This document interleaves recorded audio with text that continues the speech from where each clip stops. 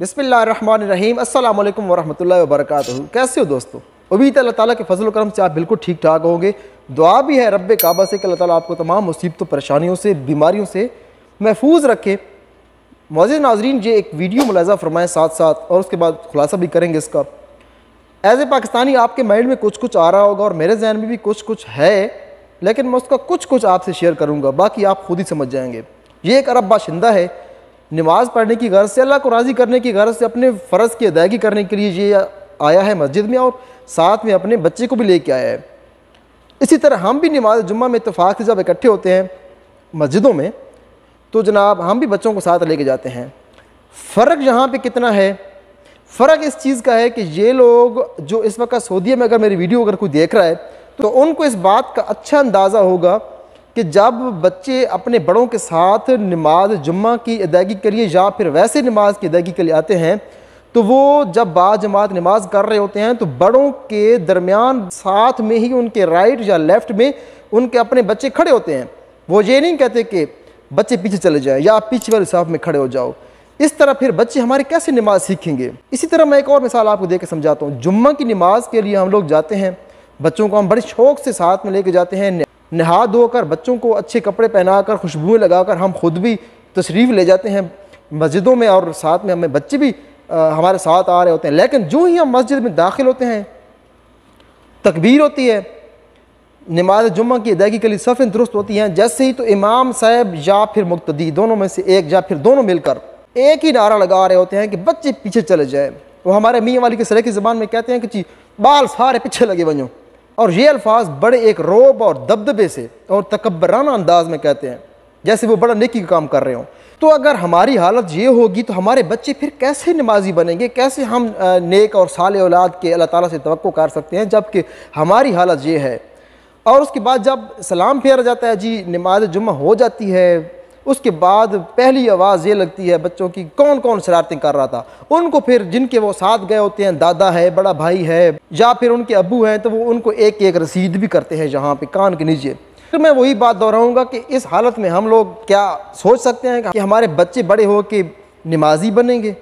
ऐसा कतई नहीं हो सकता। तो यहीं पर मैं एक और वाक़या आपसे शेयर करता हूँ जो मुझ पर ख़ुद पर बीती है। सन 2008 की बात है। उन दिनों मैं एक ट्रेलर पर, मेरे उस्ताद हैं अल्लाह ताला उनको खुश रखे, शफीउल्लाह भाई, उनके साथ मैं एज ए कंडक्टर, जिसे पाकिस्तान में हम लोग सरे की ज़बान में क्लीनर कहते हैं, हेल्पर भी आप कह सकते हैं, मैं उनके साथ एज ए हेल्पर काम करता था, गाड़ी भी सीख रहा था। जुम्मा के दिन हम लोग गुजरावाला में गाड़ी खाली कर रहे थे, तो वक्त का फ़ायदा उठाते हुए मैंने सोचा कि टाइम हमारे पास टाइम ज़्यादा है, तो मैं चलो जुम्मा अदा कर लेता हूँ। मैं साथ वाली मस्जिद में चला गया। पहली साफ़ में मुझे अभी भी याद है कि मेरे साथ एक बारेश इंसान बैठे थे, सफ़ेद उनकी दाढ़ी थी, और मेरी दाढ़ी आज भी उतनी है जितनी 2008 में थी, बस उस वक्त थोड़ी पतली सी, आजकल थोड़ी घनी हो गई है क्योंकि उम्र बढ़ रही है। तो उन दिनों जैसे ही इमाम साहब खड़े हुए ना नमाज जुम्मा की अदायगी के लिए, तकबीर हुई, तो मेरे पहलू में जो बुज़ुर्ग बैठे थे उन्होंने मुझे कहा कि तुसी बाजी पीछे चले जाओ। मैंने उनसे पूछा कि बाजी की हो है? तो मैं वही अल्फाज दोहरा रहा हूँ जो मैंने अपने कानों से सुने थे ना उन दिनों, मैं बिल्कुल कोट एंड कोट वही आपसे शेयर कर रहा हूँ। तो उन्होंने कहा कि पाजी थोड़ी जी दाढ़ी हैगी, सुन्नत रसूल के मुताबिक नहीं हैगी, तो लिहाजा तुम पहले साफ़ खड़े नहीं हो सकते। उस वक्त मेरे माइंड में एक ख्याल है कि यार ऐसा कुछ कुरान और सुन्नत के मुताबिक तो नहीं है, कुछ कुरान में तो नहीं लिखा हुआ कि जिसकी दाढ़ी नहीं है वो पहली साफ़ में खड़ा नहीं हो सकता। ये हालत है हमारी जो है ना, ये जाहिलियत का आप अंदाज़ा करें। मेरा ये वीडियो बनाने का मकसद किसी पे अटैक करना नहीं है, कोई अपने ऊपर फतवा लगाना नहीं है, क्योंकि फतवे भी हमारे पाकिस्तान में बहुत सस्ते हैं। हालांकि यहाँ की अगर बात की जाए, मैं तो यहीं पर एक और सच्चा वाक़या मैं आपसे शेयर करता हूँ। काफ़ी अरसा पहले की बात है, कुछ अजनबी और सऊदी बाशिंदे नमाज अदा कर रहे थे बाजमात। तो जो आगे इमाम था वो किरात कर रहा था, किरात करते करते उससे थोड़ी सी पता नहीं कुछ मिस्टेक हुई, कुछ गलती हुई, तो या फिर जो पीछे मुक्तदी खड़ा था एक पाकिस्तानी था, उसके जहन में ऐसे ही ख्याल आ गया कि ये भूल रहा है, हो सकता है, क्योंकि हम लोग जब नमाज में होते हैं तो हिसाब तो हम लोग अपना कर रहे होते हैं कि इस महीने कितनी सैलरी आएगी फलां ढंग का, ये हकीकत है, खड़े हम नमाज में होते हैं। तो उस हमारा जो पाकिस्तानी भाई था, रब जाने उसके जहन में क्या ख्याल आया। तो नमाज से सलाम फेरने के बाद उसने उस सऊदी बाशिंदे को जो है ना घेर लिया कि भाई आपने यहाँ पे गलती की है। उसने कहा कि रुको एक मिनट, उसने वहीं पे फ़ोन लगाया और वो जो मुतावे की गाड़ी होती है वो आ गई। اس کو ساتھ میں ان کو دونوں کو بٹھایا اور وہ چلے گئے، اور کورٹ میں یعنی کہ عدالت میں وہاں پہ جا کے جو قاضی صاحب تھے انہوں نے پاکستانی شہری سے یہ پوچھا کہ آپ نے اسے ٹوکا ہے نماز پڑھاتے ہوئے؟ اس نے کہا کہ پاکستانی نے کہا کہ جی ہاں میں نے اس کو ٹوکا ہے۔ تو پہلا سوال اس نے یہ کیا کہ آپ کے پاس کوئی ہے سند، کوئی آپ کے پاس سرٹیفکیٹ ہے کسی اسلامی مدرسے کا جس سے آپ نے کچھ جو ہے نا جہاں سے آپ نے تعلیم حاصل کی ہو، آپ کے پاس کوئی ڈگری ہے، کوئی سرٹیفکیٹ ہے، کچھ سند ہے، آپ دکھائیں۔ بھائی صاحب خاموش ہو گئے۔ تو وہیں پر اس کو سزا دی گئی تھی، وہیں پر۔ اور ہو سکتا ہے یہ ویڈیو آپ شیئر کیا کریں تاکہ اس تک پہنچ جائے تو مزید جو ہے نا کلیئرفیکیشن ہو جائے گی، جس پہ یہ بیتی ہے اللہ کرے وہ بندہ یہ ویڈیو دیکھ لے، کیونکہ یہ اتنی پرانی بات نہیں ہے، یہ 8-10 سال پرانی بات ہے۔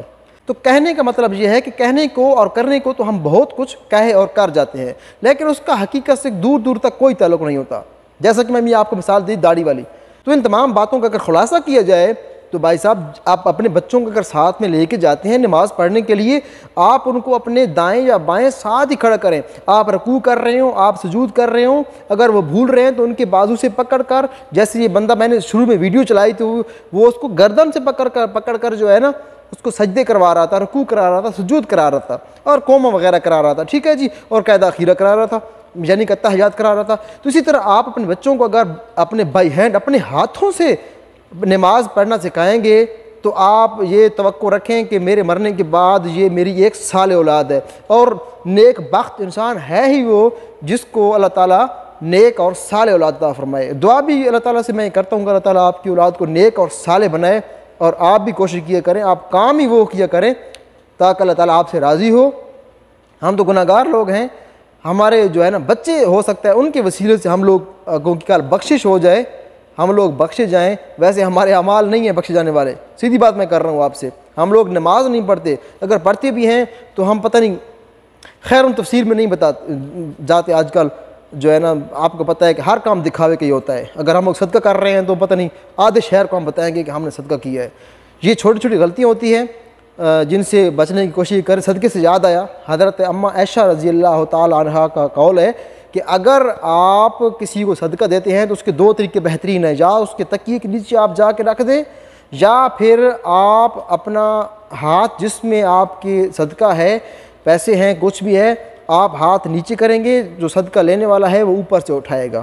یہ طریقہ ہے بہترین، یہ اماں عائشہ صدیقہ پاک رضی اللہ تعالی عنہا نے فرمایا تھا۔ ٹھیک ہے جی، اللہ تعالیٰ آپ کو سلامت رکھے، آپ شاد رہیں، آباد رہیں۔ اس ویڈیو سے آپ نے کیا سیکھا کمنٹ سیکشن میں ضرور بتائیے گا۔ اگر مجھ سے کوئی غلطی ہوئی ہے تو ضرور میری کریکشن کیجیے گا تاکہ وہ والی غلطی میں دوبارہ نہ دہرا سکوں۔ اپنا بہت سارا خیال رکھیے گا، اپنے والدین کا، اپنے بیوی بچوں کا۔ اللہ نگہبان۔